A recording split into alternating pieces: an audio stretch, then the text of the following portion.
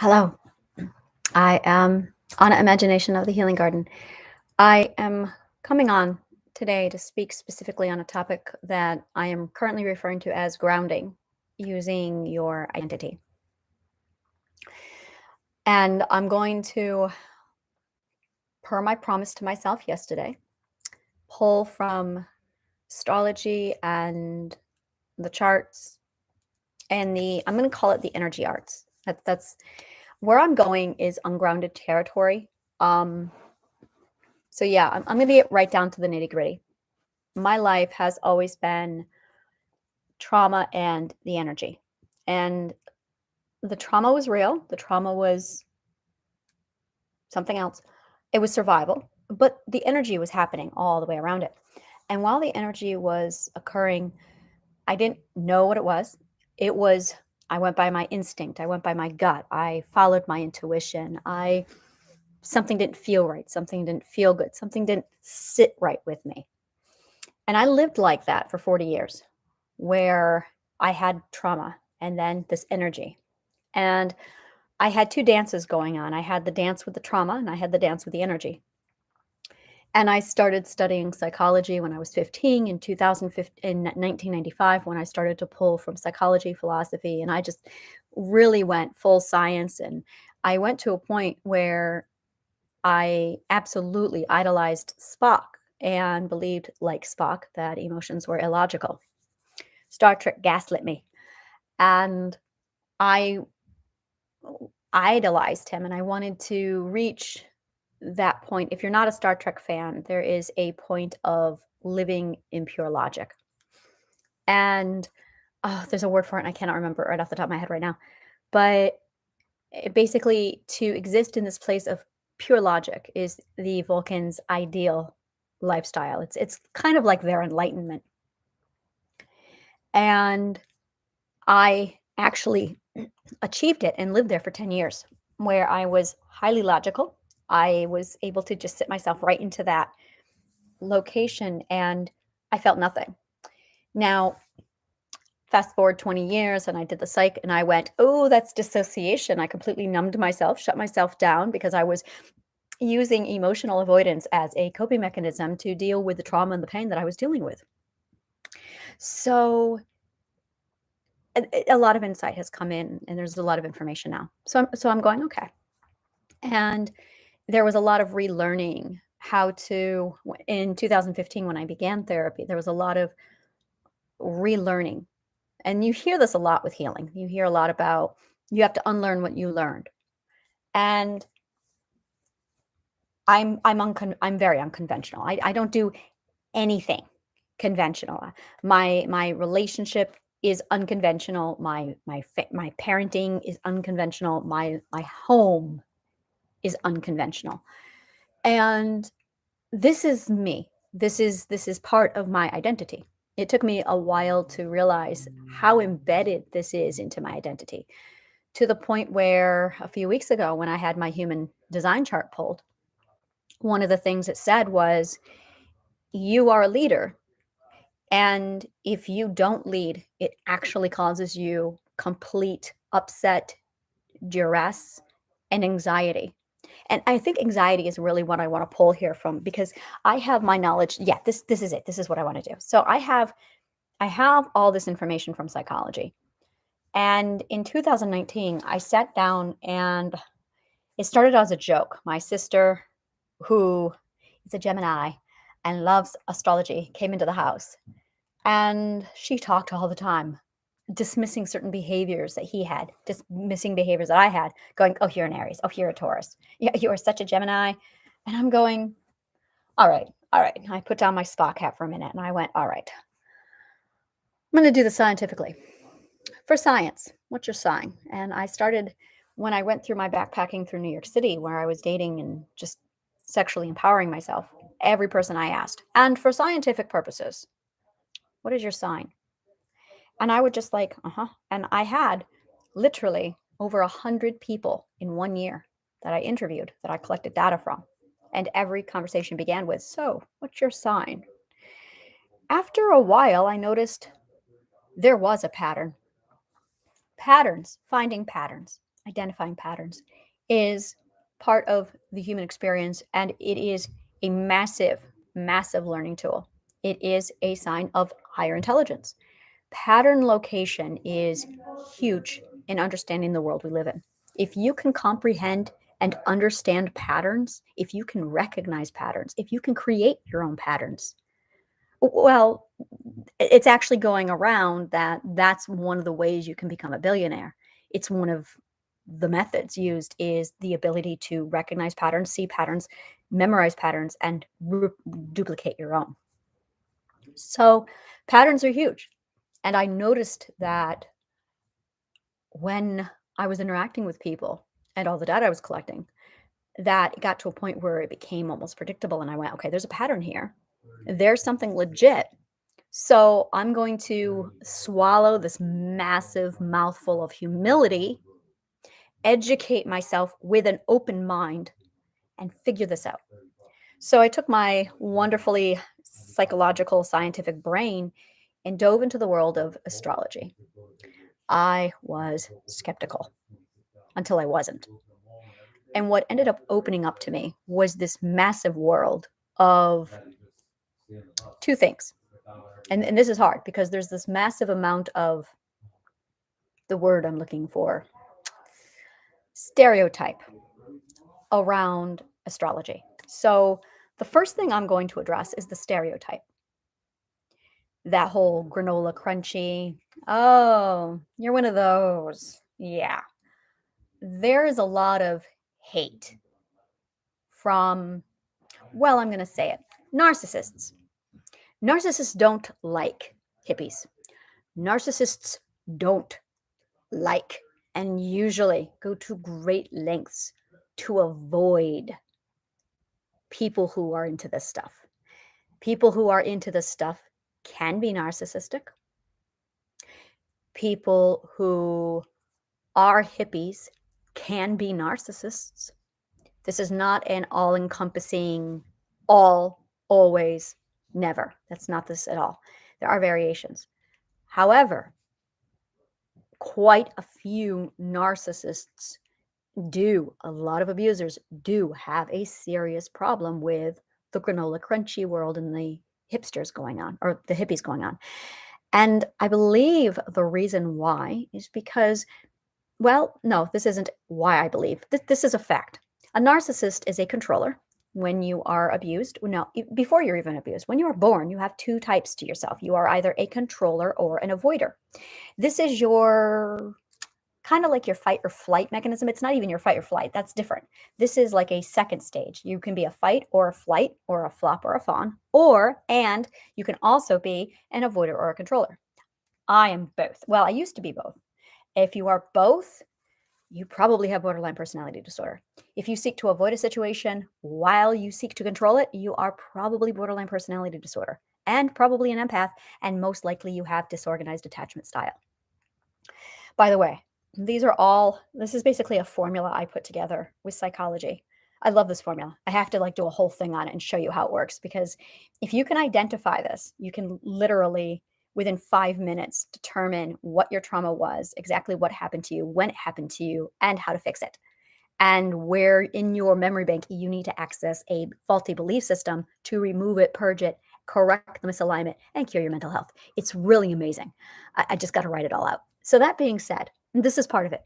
So if you know your attachment style, are you anxious? Are you avoidant attachment style? That's part of it. But if you are the kind of person who controls, or are you the kind of person who seeks to avoid? The one of the two. And you can be both. I'm going to say that again. So my VIP, oh, I love that. That's good. That's right. That's right. I love it when I say something and it feels right and it's right and I go, okay. And it just solidifies my perspective. So my VIP is my VIP is an avoider. And as an avoider, there are certain things that are just naturally going to be the mental disorders that he defaults to, because he has a setup of being an avoider. Controllers are your narcissists, are your OCD people. They are people who seek to control their bodies. They are cutters. They are people who those are the people who do a lot of self-mutilation because they're seeking to control. BDSMers, woohoo, BDSMers, all of the BDSMers are controllers.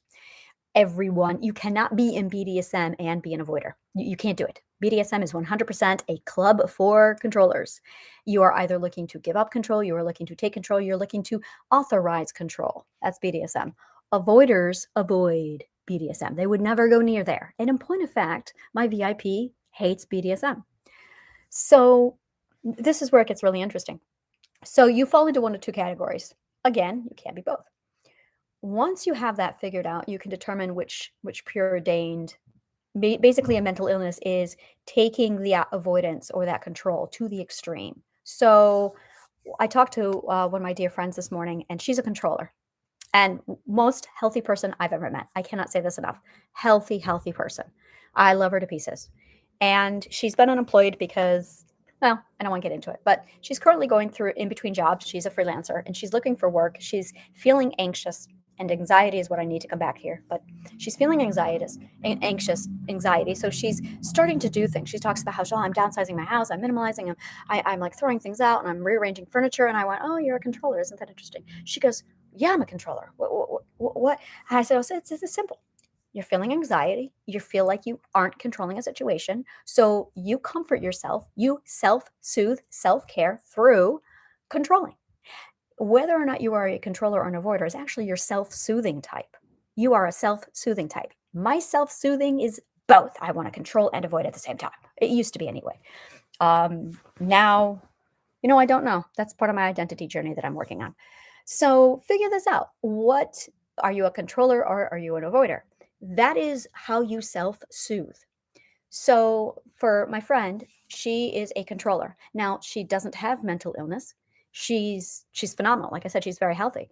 So to control, she rearranges furniture. She goes to the gym because she can control her body. She deliberately drinks more water. She deliberately exercises. She's controlling her body, but she's doing it in a healthy way. It's phenomenal. We have to manifest our control or avoidance to feel like we control our situation. And it's our self-soothe. If you do it in a healthy way, like through exercise, rearranging your home, it's fantastic. And that's what she's doing. Now, an unhealthy way would be, I'm going to control people. Now I'm going to go extremes. And that's controlling on an unhealthy way. So when you have, let's use controllers, for example, I'm a controller. When I need to self-soothe, when I have anxiety, I seek out controlling to feel like I can control the situation and I feel better. So my anxiety decreases. Now, if you're mentally ill or if you've had a situation, again, everything's on a spectrum. That's where you have a healthy controlling, but it can get worse. Now you're looking at things like OCD. You're looking at things like you might become argumentative. You might become more aggressive. You might push the boundaries of assertiveness and now violate other people's boundaries. In extreme cases, you become a narcissist. In extreme cases, you become a rapist and a serial killer. It's all on a spectrum. So the worst cases of the controller who's seeking out self-soothing tactics to feel better is the narcissist, the serial killer, the rapist, and they're all the way down there. They are controllers. Avoidance are people who self-soothe through maybe withdrawing a little bit. Maybe they'll avoid a certain person for a while. Maybe they'll avoid people for a while. Maybe they'll avoid certain activities for a while to make sure that they're not indulging for the wrong reasons. And it's just to solidify their security and say, hey, you're safe.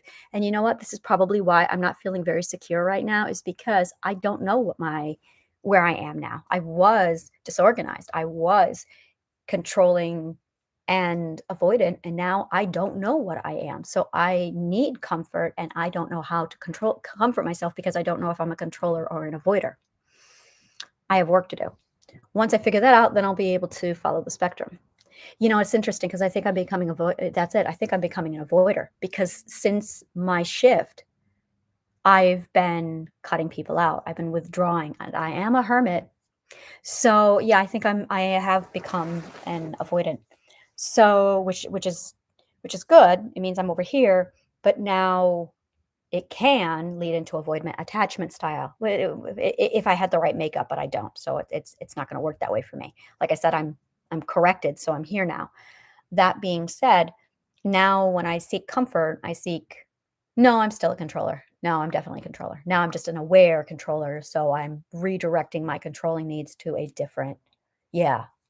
And here I am isolating myself. Maybe I am still a disorganized. I'm just a healthy disorganized now because I've located the issue and I'm now directing it into a healthy manner. For instance, I am interacting with you instead of, well, I'll just be very blunt because blunt and visible is what I'm all about. So after my rape, I had several urges, which is a red flag, to basically go have serial sex with some guys and to show myself that I can control my body. Oh yeah, I'm definitely, yeah. I recognized the toxicity of that and I immediately like pulled myself back, withdrew, sat down, meditated, and went, okay, yes, you're going to feel out of control. You are going to feel like you can't control your body. That's what rape leaves you with. You do control your body. You can control your body. I went to the spa and I was able to show myself that I can control my body by getting a massage. Oh my God, it felt great. Like, seriously, if you ever experience any kind of physical trauma at all, go get a massage.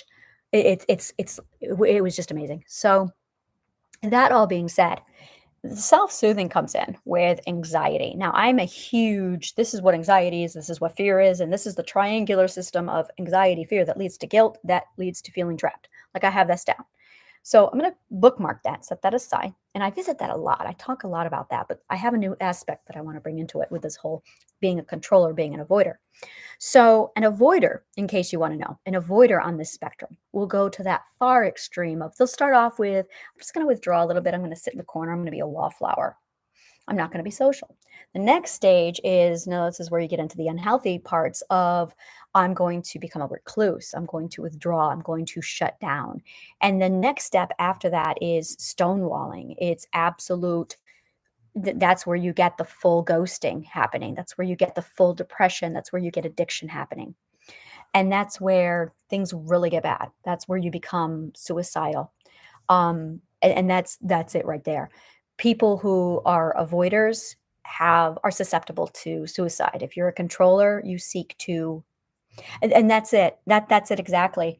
So somebody who commits suicide is seeking comfort in avoid. No, they're not. I know why they commit suicide. I know why they want the pain to go away. They want the pain to end. I've been there. You just want the pain to stop, and you just don't care what it will take to get the pain to stop. So that being said, it's here at that. It's the depression. I was gonna say suicide to the avoidant is what serial killer is to the controller. But I have way too much happening right now in my system telling me that that's not accurate. That is not accurate at all. That does not feel right. That does not feel good. That is not right.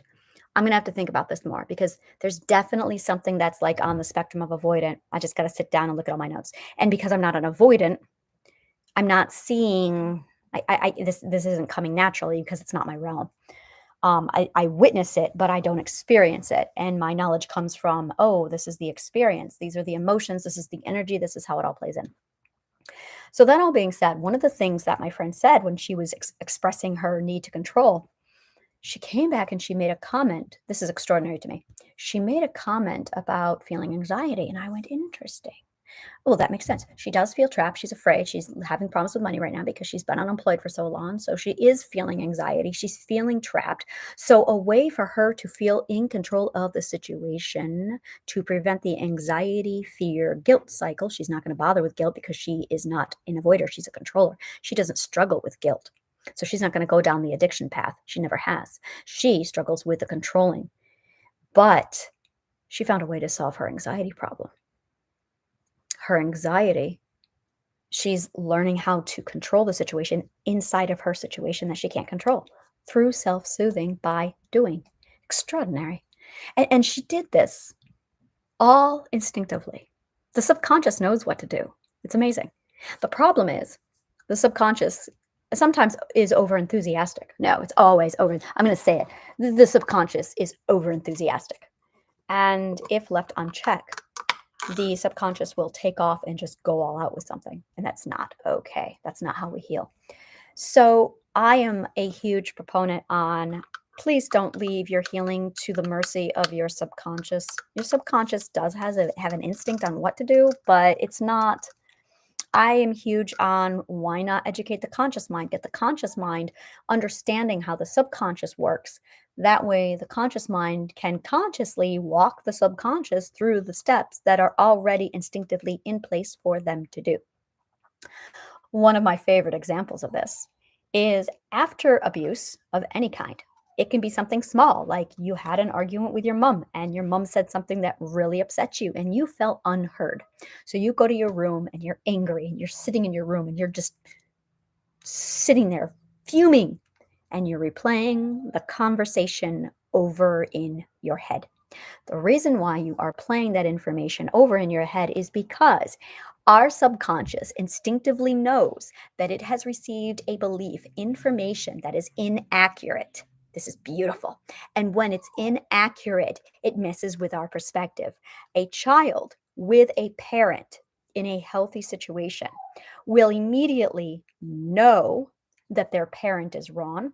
They will immediately defend the identity and get angry because anger is the stage when you identify your beliefs separate from other people's. It's when the entire subconscious unites with the conscious mind and you stand as one unit and you say, no, I trust my instinct and I trust my perception of the world. Teenagers are very good at this. Teenagers are excellent at this. We all really need to learn from teenagers. All of us do. That being said, a teenager is a phenomenal example of this process.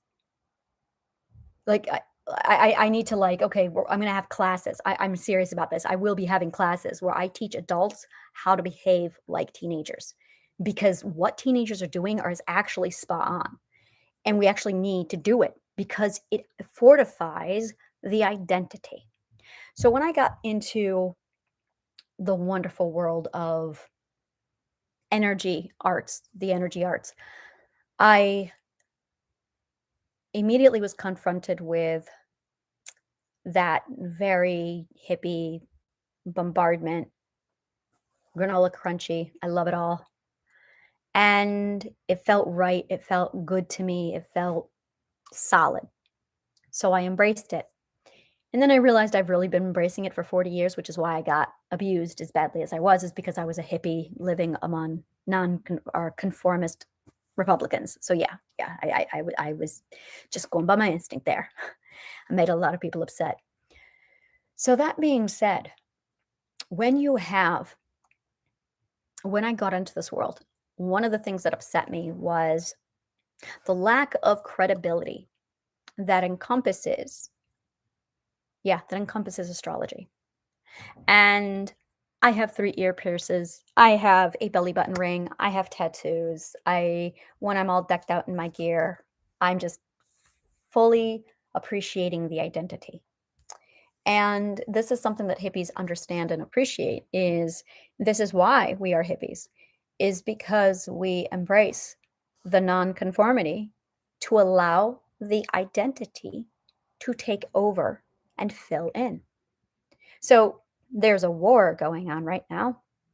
And you are either of that school where you respect a person's identity and you nurture it, or you don't. You want the conformity. You want everybody to work, look, and behave the same. You are for the rules and for the system. You're not going to find most of those people in the healing garden.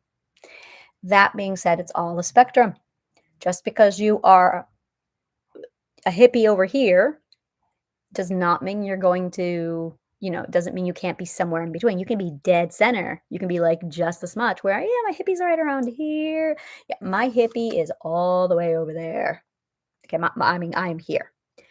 So I dove into this world, and one of the things that I very quickly ran into wasn't just hippies, but witches. And that's why I'm here talking to you today, is because I want to talk to you about the witches. So, I have a witch's mark on my back. I was born with it. It is a big giant freckle in the dead center of my back. I've had it my whole life, and it has gotten a lot of comments because it's a witch's mark. And I'm me. And like, it was often joked that, like, if I lived in the Salem witch trials, I would be the first to be hanged because I have a witch's mark on my back. I don't just have a witch's mark, I have a full constellation. I have Orion's belt on my back. But this one particular mark is very prominent. And when my witchy friends see it, they're all like, "Oh, wow." And I'm just like, it's a whole thing. So that being said, I feel I have felt this apprehension because here I am with this whole logic and psychology with my 28 years of study, philosophy, sociology. I'm a Trekkie. Oh, I am a diehard Trekkie. I love Star Wars. I am huge into every nerd thing you can think of. Every nerd trope, I'm there. I have nerd friends just to sate my nerd needs. So, that all being said, one of my just had a realization that just completely stopped all of this. And I just went over here and I went, oh, I'm going to shelve that and I'm going to go back over here and keep talking. What was I talking about? Identity. So, yesterday, I had this whole to thine own self be true. And I am what I am. And I do believe in the energy. The energy has been a huge part of my healing in my life, my entire life. And it's getting worse. In 2019, I bought myself some chakra stones, and it was like everything opened up. And I'm a student. I am a student. And I'm looking for the science. So there's a lot of phenomenal groups out there, especially on Facebook, all witchy people who talk about the planets and the alignment. And I'm going to go ahead and read an article that I wrote last night while I was having this thought, because this article is really the core of it. So I have a hunch that our birth charts and human design determine if we will be an avoidant or a controller later on. According to birth charts in general, an avoider needs to mediate and problem solve, avoid conflicts, and this is all very much written in the stars before they're even born. This is my theory. So, likewise, a mental condition all weigh in on the avoidant and the controller and where they fall in the charts. I believe that whether or not we fall to avoidant and controller, I don't know where that comes from yet. I'm still studying it. But if you are, in the case of my VIP, he's a Cancer and he's an avoidant. And when these two things combine, I'm looking at him going, wow. And he has all the like the classifications of everything that falls under avoidant. So I'm looking at it going, did he fall to avoidant because of his birth chart and his astrological sign? Was he susceptible to it so that his astrological sign pushed him over here? Other Cancers can be controllers. This I would love to. This is what I would actually love to research: are all Cancers avoidance? Are all of Cancers avoidance? So now I have more things to research. And for instance, Gemini. My girlfriend who's a controller, she's a Gemini. My sister is also a Gemini, and she's also. Ooh, that's interesting. So I'm going to have to sit down and really look into this. I'm a Taurus. So I'm going, does the astrological zodiac sign influence mental health? Is it a predecessor or does it provide a prerequisite to determine which side of the spectrum you're going to fall on, avoidant or controller, so that you can predetermine which mental illnesses are likely should this person develop into or experience trauma. So if I were to read your chart, knowing what I know about psychology and being able to read the energy like I do, and according to my human design chart, my crown, my G center, and my heart chakra are all undefined. That means I pick up and feel and absorb whatever's around me. It's quite extraordinary. That all being said, I can see it. I also have a strong magnetism, drawing in way too much of the wrong type of people, while also grounding myself in the earth with my four elements who are all in Taurus. I can see how psychology overlaps astrology and human design. I can see how psychology overlaps energy reading and Reiki. And I can see it. When I need to fix myself, I need to apply psychology and examine the imbalance of my cognitive core. But it's my sensitivity to the energy that is also contributing to my misalignment. Not my misalignment with my cognitive core, but my misalignment for the full energy spectrum.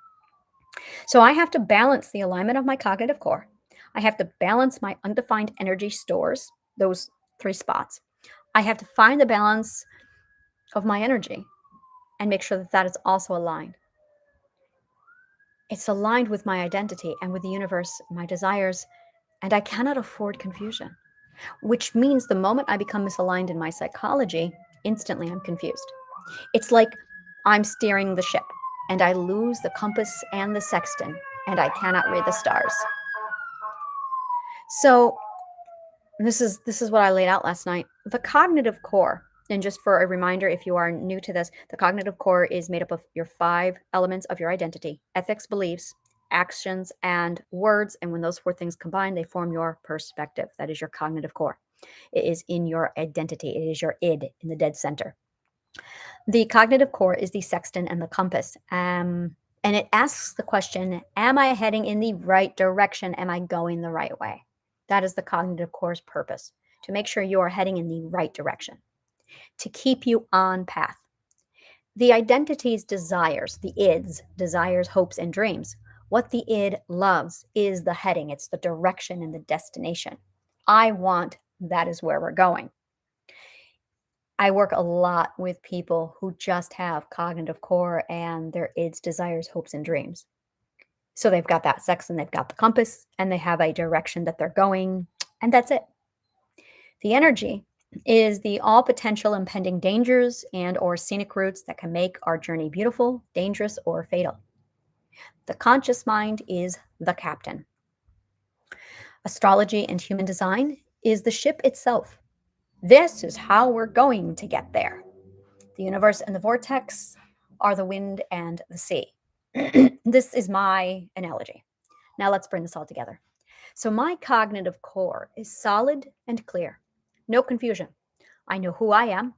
I hope and I dream for my healing garden to flourish and become beautiful, big, and strong so everyone will have a safe place to come to heal. I am Taurus, which means my ship is going to be extravagant and cozy. There will be a fine dining restaurant on board, and I will host many events. I will teach and educate others. I will have spared no expense, and it will be grand and gorgeous, and I will name it 1,000 years. And I know I will need a lot of quiet time on my journey. I will need to embrace my sage mode while I lead through example and teach others. I will use my life to show others what I have learned. The wind and the sea, they carry me. And when we all align, the journey is beautiful. And I, as the captain, for me, the energy, I, I'm an energy reader. So I feel the impending storm.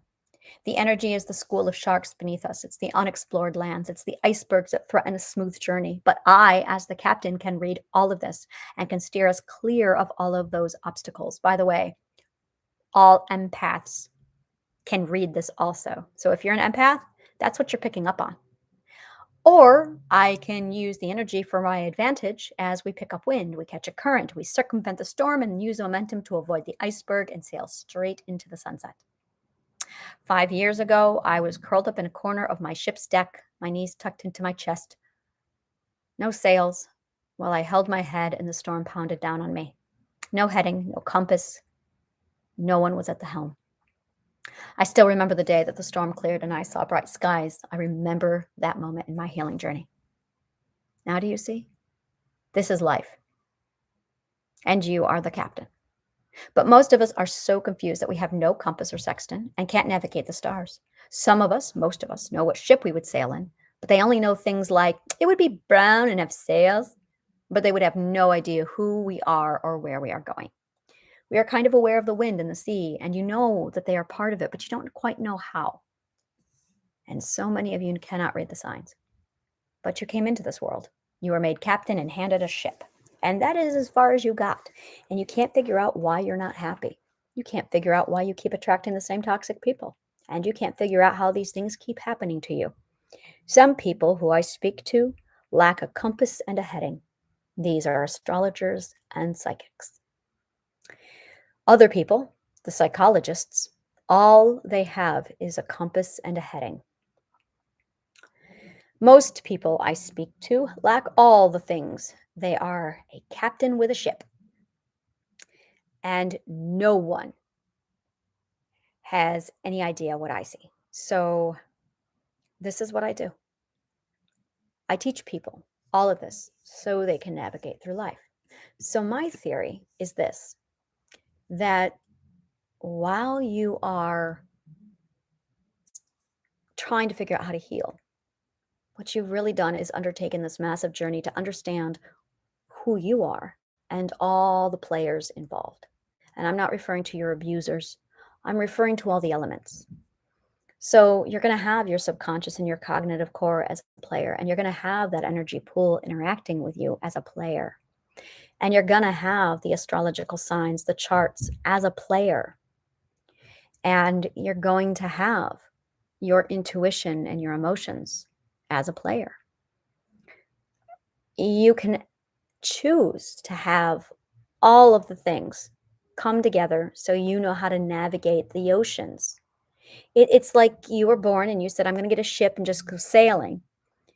There's preparations, and we're thrown about, and this is just not charted territory. And if you want to explore and dabble into this, your options are, unfortunately, a lot of people have a lot of jaded opinion on the people who are psychics, on the people who do tell story, are the people who read astrological charts. Now, over the last year, I have delved a lot into this realm, and I have spoken to some really special people. I have spoken to some people who are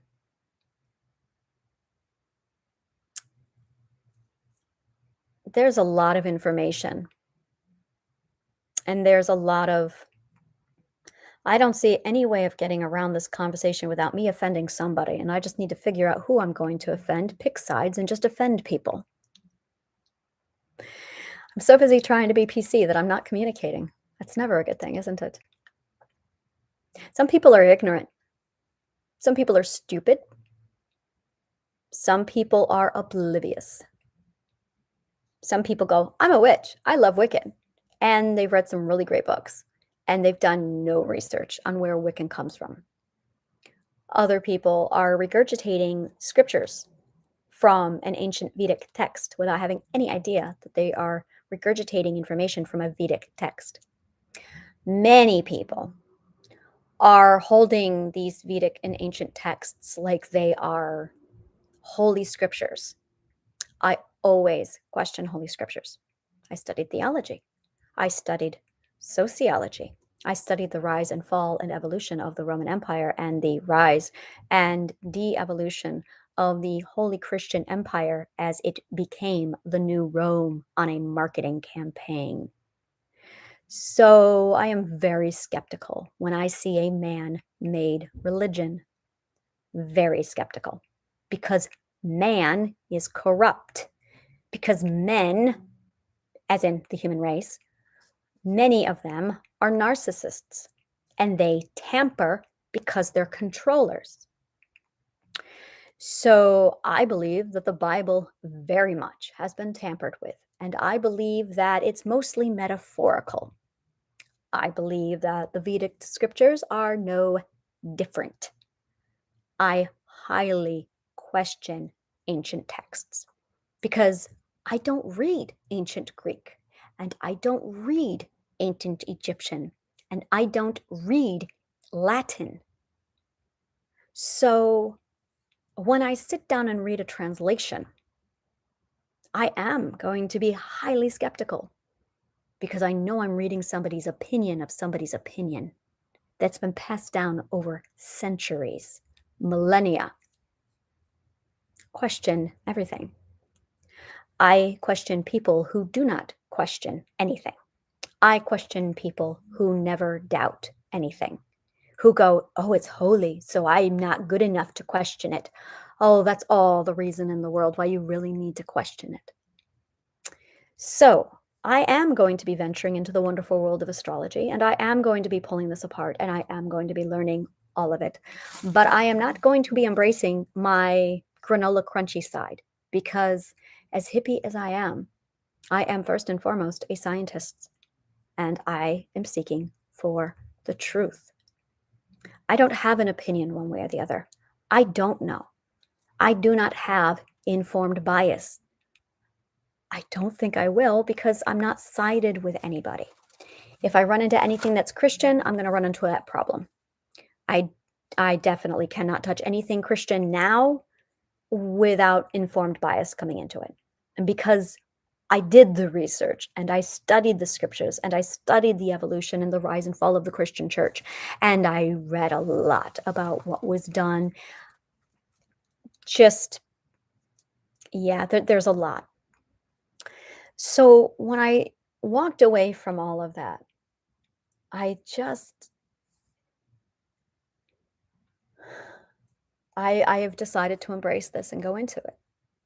Now, a lot of it is absolutely intuition and instinct. A lot of it is just feeling. And I'm really good at that. Really good. My chart says so. We looked it up. My chart says that I am really tuned into the abstract realm of hypotheticals, which is why psychology comes to me as easily as it does. And I can tell you right now, the energy is going to come easily to me just as well. I can already see how it's interacting, how it's playing. And I'm going to scientifically rip it apart and find fault with it because some of it is just bullshit. And I need to weed out the bullshit from the real shit. I have studied every religion in the world except one. Every religion.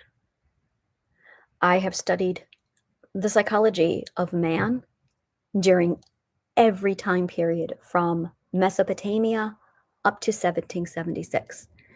I have no interest in American history, so as soon as we signed that Declaration of Independence, I went, well, that's it for me. I'm all done with history. Kid you not, I know nothing about American history after 1776. I just went, nope, I'm done. My lesson is over. Europe has severed ties. So, yeah, it's a lot. And I'm walking into this with this massive insight of I understand group psychology. I understand time period psychology. I understand Roman psychology. I understand a person's psychology and the psychology of a subconscious. The subconscious also has a psychology to it. So when I sit down and I look at something like I'm sorry, red flags all over the place. It's such, no, I don't talk to me about Wiccan. That's one religion I already dove into and I went, whoa. And I ripped it apart and I located the sources, I located the symbolism, I traced it all back to its origins. I was able to dig deep into mythology and locate every one of its little origins and went, oh yeah, Wiccan is totally a man-made religion. I'm not touching it. It's garbage. But Freya is not. Now Freya is interesting.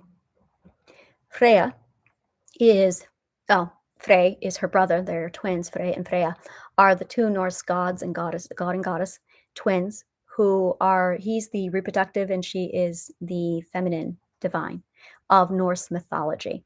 Trying to figure out how they would relate to a good way to explain how Frey and Freya compare to Odin and Thor. But they're never talked about. Like they're fantastic gods if you know Norse myth. But if you Well, they were completely removed from the Marvel comic series, which is why no one knows about Freya and Freya. But Freya is the reason why we have cats associated with witches, is because Freya rode in a chariot across the sky via the Aurora Borealis, well, which was part of the Valkyrie, and her chariot was pulled by two black cats. Freya has ties to the Sami. I have studied the Sami religion. In fact, my first religion that I adopted after my atheism is still the nature. The nature is the religion of the Sami. I studied a lot of the religion of the Sami. The Sami are the native people of Norway. They are extraordinary people. And their music, their culture, watch Frozen 2. That's it. That's the Sami. But the nature, everything we know about the nature comes from them. It coincides beautifully with Celtic mythology. And when you look into the Celtic gods and the Celtic traditions, based off of, again, look at the psychology, exactly what's going on with the Drui there and the Druids. That's what you guys call them. Drui is the old, are you ready for this? So Drui is the old Irish word for druid. There, Drui. Yeah, D-R-U-I with an accent over it, Drui. So the Drui are, they're part of it. And there was a lot of Viking influence to the point where the High Kings of Ireland were actually married into the Viking realm. So after a certain point, around the 10th, 11th century, most of the High Kings of Ireland were Viking kings who had just married into the family. So there's a lot, I'm going to emphasize this, there's a lot of Norse mythology and Viking influence all through the Celtic. And when you combine all of this into the Anglos, into the Saxons, the spillover is astronomical. It's all over the place. York, my favorites. So New York comes from York, England. York comes from Jorvik, Jorkiv. Jorvik, Jorvik. Jorvik was an old Norse town. Today it's called York, England, that used to be 100% run by the Vikings. It was a trading port for the Vikings. That was around the 9th, 10th century. This is the stuff I know.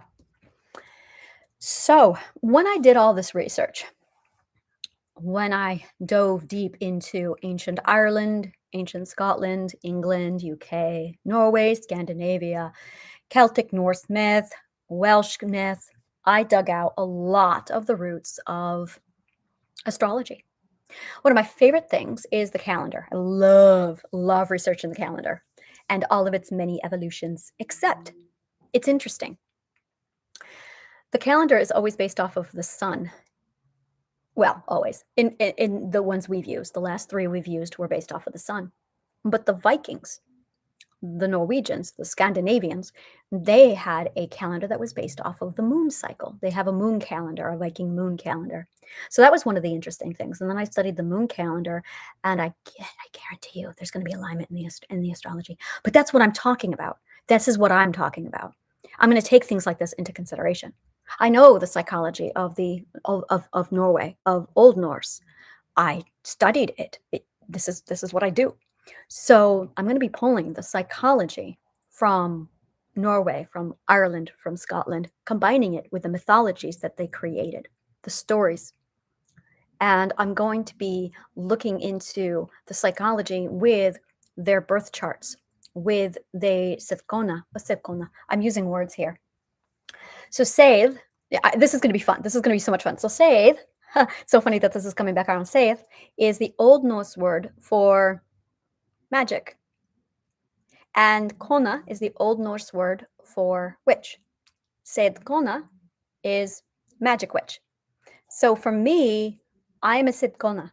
I am not a witch. Witch is Anglo-Saxon with some Welsh roots, and that's located over there, and they believe that. And that's not what I am. And that's way too linked to modern Wiccan, and ew, that's icky. Yeah, I'm saying it. Wiccan is icky. Do your research.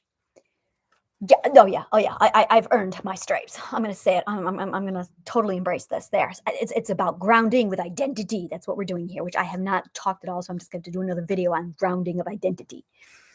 That being said, Seidkona is what I am referring to. Seidkona. Um, it's I can hear the question. How do you know this crap? Who knows this crap? So I'm an author, and I wrote some fantasy novels. I'm a published author. I'm a fantasy author, and I spent over 20 years writing and researching all this stuff so I could write my fantasy novels. And I put all of it in my books. So really, if you sit down and read my books, which is Tales of the Druid or the Sage Cycles, you get to see my magic system in use. My magic system, I love how past me set this up for the present me now. I just thank you, past me. Like it's all coming together, and I went, son of a bitch, past me is epic. So, past me put this massive magic system into my books. And it's not fiction, it's how I see the world. It's not fiction at all. So, as I get into astrology and as I'm studying this stuff, I'm going, son of a bitch, I know this is related to Norway. I know this is related to the Viking religions. I know this is related to Norse mythology. I can see the connection. When I look at rune stones, oh, so the rune stones are Futhark. So this is fun. So English sucks. Our language is disgusting. Our language is actually Futhark. Futhark is the dwarven language that you see in Lord of the Rings. That's Dwarvish. Dwarvish is actually Elder Futhark. There's younger Futhark and Elder Futhark. Futhark is where you see th come into play or the come into play. Those syllables only exist inside Norwegian, Old Norse. And a lot of people go, "Oh, it's Germanic." No, that's a cousin. My English's grandfather is Old Norse, but Proto-Germanic is our great uncle. Got it? Proto-Germanic is a great uncle. Germanic is an uncle to English. Old Norse is our grandfather. Norse is our father. The Vikings, the Scandinavians, brought Old Norse from Norway to Jorvik, which became York. See it? Do you see it? Jorvik became York. Now, everything was fine and dandy, and everyone lived happily until Olaf Tryggvason. Now, this is going to be confusing because there's two Olafs. There's Saint Olaf. I'm not talking about Saint Olaf. There is Olaf Tryggvason. There is a 200-year gap between these two men, okay? Saint Olaf is the one who's usually idolized, and he's the one everyone talks about, and that's not him at all. This is not what I want. Olaf Tryggvason was a Viking child. He's a king, basically. He was the king who was kidnapped at birth, taken over to Ireland, escaped, ran around, said, I'm going to take back my country, built up an army, went back to Norway and said, all right, I'm a Christian. I'm here now. And well, for some reason, this place didn't get Christianized when the rest of the world did. So I'm here to do it in 5 years. And he did. In 5 years, he did to Scandinavia what the entire Christian Roman Empire did to all of Europe, except Ireland. That's got a different story with someone named St. Patrick. We'll talk about that later. So Olaf Tryggvason gets into Norway, and he basically does a whole believe in Christ or I'll chop your child's hands off. And he did. So people started to develop tea for Thor that they wore, very common pendant back then. I have like 4 of them. And when you turn it upside down or you hold it up saying, no, it's a cross, it's a Christian, I promise you, I believe in Christ, it's to keep their child's hands back on their children. That's where the crucifix comes from. That is exactly where the crucifix comes from. It is an upside down Mjolnir or a T for Thor during, ready for this? 995 AD, and it ended in 1000 AD. Now, Olaf Tryggvason was also a very, very superstitious man. He was convinced that Seidkona's would be his downfall. He sought out a soothsayer. It's all in my book. It's really awesome. And he sought out, yeah, he sought out a seer. He sought out soothsayers. Psychics is what we would call them. And they basically predicted his downfall. So he then went on this massive killing spree where he killed witches, Seidkonas and Seidmadrs. Seidmadr, M-A-D-R. Okay, so let's drop the R. Mav. It's the D with the thing, so it's a the sound. Mav. Seidmadr. And that basically means a male witch, a man witch. A man witch. So he was renowned for tying Seidkonas and Seidmadrs to the tide or to the posts and letting the tide drown them. Saw so many pictures of that being depicted.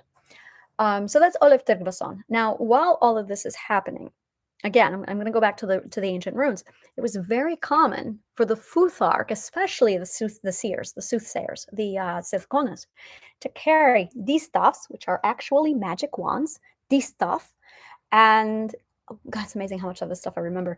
The distaff, and they also had runestones, and the runestones were the Futhark language, Dwarven language, written on the stones, so that when they poured them out, you could read the runes and you'd be able to predict the future. It was a type of divination that they used. Now, mind you, while all of this is going on, these are the people who worshipped Freya. These are the people who interacted and traded with the Sami, who believed in the nature. It's extraordinary. So, when I say to you that I'm going to be delving into this realm, I'm doing it with a full belief. Maybe I do have informed bias. I am doing it with a full belief, based off of my research in Norway, that the astrology that we study today, tarot cards, all of it, is influenced heavily from the Scandinavian beliefs and the Celtic beliefs. I am certain of it, absolutely certain of it. So, this is the journey I am currently undergoing. This is what I'm starting. It is all going to be from a very research point of view. And I'm going to emphasize that from day one, like all of it. Do not take this for gold. It is hypothesis. It is theory. It is just me accumulating the information going, isn't this interesting? What do you think? Let's talk about it. I'm not going to be claiming any of this as fact because, well, it can't be. I just have knowledge about this information, and I have knowledge from psychology, and I have knowledge from history. Now I'm pulling in knowledge from all these other sources going, okay, now I'm doing this as scientifically as possible. And I know I'm talking about magic, but if there is still magic in this world, it is in Ireland. I will say that to the day I die. So I think that is my introduction video on, well, I need a name for this, don't I? Let's call it the Energy Arts. Anna's Energy Arts. It's going to be just energy arts. And it's going to be absolutely tying in how astrology works with, yeah, this is what I'm doing. Yeah, this is right. This feels right. This is what I need to do. Because I swear it's tied in. It's tied in. And I think, because I'm this way. So getting back to my discovery with my grounding and my identity. So I figured all this out with my psychology, and I'm at a point with my psychology where when something happens, oh yeah, okay, I know what to do. Yeah, you just, cognitive behavioral therapy. Yeah, you put yourself through the meditation. I got it. I'm so bored with this. I've done it. And then I go seeking out therapists. And the therapists are like, well, have you tried? Of course I've tried. Well, have you done this? Of course I've done this. This is not helpful. Can you please suggest something new? Oh, wait, we've exhausted the book of psychology. So then I seek out soothsayers. I seek out witches. I seek out astrology people. And I say to them, help, what can you tell me? And then they pull out their charts and they break them down and my brain explodes and I just go, son of a bitch. Over and over again. It's the missing piece. Every time. Every time I'm stuck and psychology can't help me, astrology can. So I'm going to have an open mind. I am inviting you to join me on my research. I'm going to remind you that this is absolutely research. And there's going to be a lot of me just pulling information that I have from Scandinavia, from Ireland, from history, from psych. It's not going to be just me going, I'm going to read books and then tell you what I read. Mm-mm. I don't do things that way. Oh, trust me, I'm going to read the books, but I have other books that I read too. So, yeah, I'm just formally inviting you to join me on my witching journey. So, that being said, this is all about me finally coming out of the closet and saying, I'm a Seidkona. I have been all of my life, and I'm not like the others.